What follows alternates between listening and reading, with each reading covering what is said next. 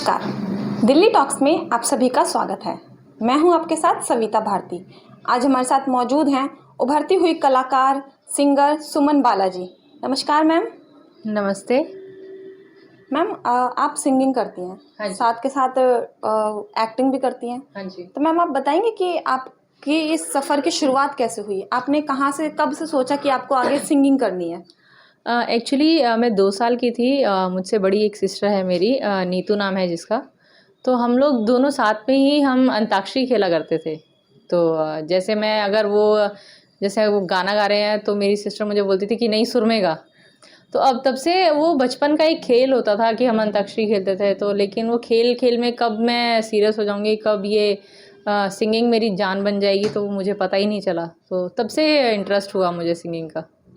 अभी तक आपने कहाँ मतलब किसी कौन से किस स्टेज पे आपने गाया है, सॉन्ग वगैरह गाया है किसी पे या एक्टिंग की है? हाँ, मैंने स्कूल में मतलब मैं थी जब 6th स्टैंडर्ड में, तो मुझे सिंगिंग का जो मुझे शौक़ था कि मुझे सिंगर बनना है। तो इस तभी मैंने अपना सिलेक्शन करवाने के लिए मुझे बहुत इंटरेस्ट था। तो मैंने एक सॉन्ग सेलेक्ट किया कि खाली दिल नहीं जानवियों मंगदा, कि ताकि मेरा सिलेक्शन हो और फिर मैं आगे अपना सिंगिंग का आगे कुछ कर सकूँ, मतलब तरक्की कर सकूँ सिंगिंग में। फिर उसके बाद मैंने सिंगिंग के कॉम्पिटिशन हमने स्कूल में किए, जिसमें मैं 2nd 3rd रही। उसके बाद फिर धीरे-धीरे मुझे और इंटरेस्ट बढ़ा। फिर मेरे फ्रेंड्स वगैरह ने मुझे सपोर्ट किया। तो जैसे हम कभी भी कहीं इवेंट्स में जाते थे या कभी हम किसी मॉल में जाते थे, तो वहाँ पे जाके मेरे फ्रेंड्स कहते थे, "यार तेरी आवाज़ बहुत अच्छी है, तू चल वहाँ पे सिंगिंग कर।" तो हम वहाँ पे सिंगिंग, तो मुझे धक्का दे देते थे, मतलब ज़बरदस्ती कि तू जा वहाँ पे गा। तो फिर वहाँ पे जैसे 15 अगस्त या 26 जनवरी को कोई हमने देशभक्ति कोई गा दिया, या जैसे कभी हम कहीं जागरण में गए हों या भजन कहीं पे जन्माष्टमी पे गए हैं किसी प्रोग्राम में, तो वहाँ मैंने कोई भजन गा दिया।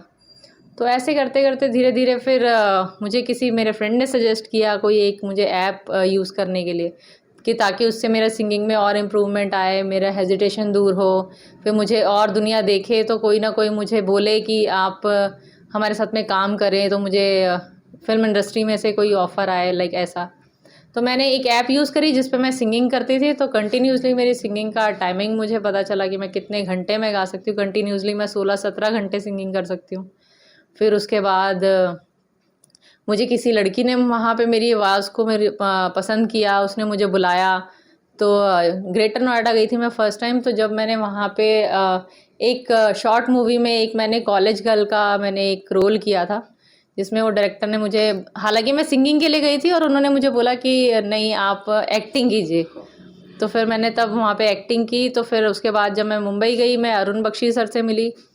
तो वो बहुत ही अच्छे स्वभाव के और बहुत ही अच्छे इंसान हैं। उन्होंने जब मेरे साथ में टाइम स्पेंड किया, मुझे ऐसा लगने ही नहीं दिया कि मैं किसी स्टार से मिली हूँ।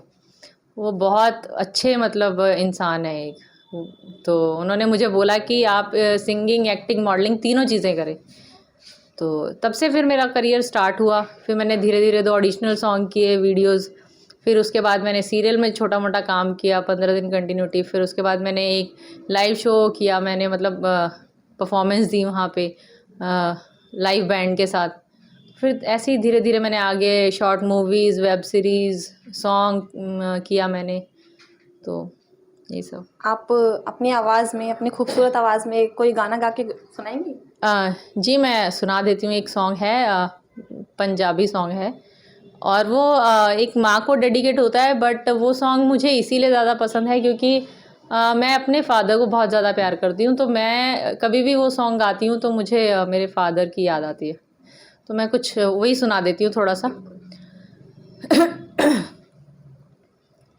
हो बड़ा चिर होया तेनू अल्लाह कोलों रहिंदिया, हुण मेरी जिंदगी च मोड़ ना आए मैं। हो अम्मी मेरी, हाँ अम्मी मेरी, तू दस केड़ा तारा तेनू तोड़ना आए मैं। हो बड़ा चिर होया तेनू अल्लाह कोलों रहिंदिया, हुण मेरी जिंदगी च मोड़ ना आए मैं। Beautiful ma'am, beautiful. मैम अब आपका ये सफ़र जो था अब तक जी। का सफ़र कैसा रहा? अब तक का सफ़र अगर जाना जाए तो ये वाकई में लोग कहते हैं कि अगर आपको किसी अच्छे मुकाम पे या सक्सेस लाइफ की तरफ अगर आपको बढ़ना है तो उसके लिए आपको बहुत कुछ करना पड़ता है, बहुत कुछ प्रॉब्लम्स होती हैं जो आपको सहनी पड़ती हैं, बहुत सारी आपको दिक्कतें आपको झेलनी पड़ती हैं, और वो सब मेरे साथ भी हुआ। क्योंकि मेरी फैमिली में मेरे से बड़ी 3 सिस्टर हैं, 2 ब्रदर्स हैं। मैंने अपनी लाइफ में बहुत कुछ देखा कि बहुत धोखे खाए मैंने, बट फिर भी मैंने कहा कि नहीं, मुझे अपने फादर का नाम रोशन करना है, मुझे सिंगर बनना है, तो मुझे कुछ करना है। अपनी लाइफ में कुछ एक मुकाम पे जाना है। तो मैं मुंबई में आई, मैंने बहुत वहाँ पे खाना पीना नहीं, बिकॉज़ मेरी फैमिली सपोर्ट नहीं करती, किसी ने सपोर्ट नहीं किया। और मेरे फादर बोलते थे कि अगर आपको कुछ करना है बेटा ज़िंदगी में, आप अकेले आए हो तो अकेले ही सब कुछ करना पड़ेगा। तो अपनी हिम्मत नहीं हारनी और अच्छे से सब चीज़ें आपको करनी है। तो बस वही चीज़ मैं सोच के करती गई और आज मैं यहाँ तक पहुँच गई। मैंने मुंबई में ऐसे भी दिन देखे हैं कि मैंने रातों को मैं रोड पे घूमी हूँ, मैंने खाना नहीं खाया, मैंने नींद नहीं आई, मैंने पूरा 1 महीना मैंने बिताया वहाँ पे। जब मैं फ़र्स्ट टाइम गई तो वहाँ पे एक फ़ैमिली के साथ में रही, जिन्होंने मुझे मेरे साथ में थोड़ा-सा बताया नहीं कि हमारे घर में ये प्रॉब्लम्स है। तो मैं जब फर्स्ट नाइट में वहाँ पे सोने लगी तो मुझे खटमलों ने इतना काटा, मेरी पूरी बॉडी स्वेल हो गई, पूरा 1 महीना मैंने वो मच्छर और खटमलों में निकाला मैंने।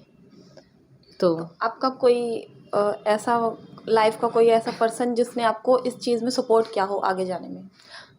नहीं, अभी तक तो मेरी लाइफ में कोई ऐसा आया ही नहीं है कि जिसने मुझे सपोर्ट किया हो। मैं खुद से मैं यहाँ तक पहुँची हूँ। तो अब रब की मेहर से मतलब काफ़ी अच्छा, अब मुझे वर्क्स भी मुझे काफ़ी अच्छे मिलते हैं, लिंक मैंने काफ़ी बनाए। तो अब धीरे-धीरे आगे मुझे काफ़ी अच्छे वर्क मिल रहे हैं, तो मैं अब करूँगी।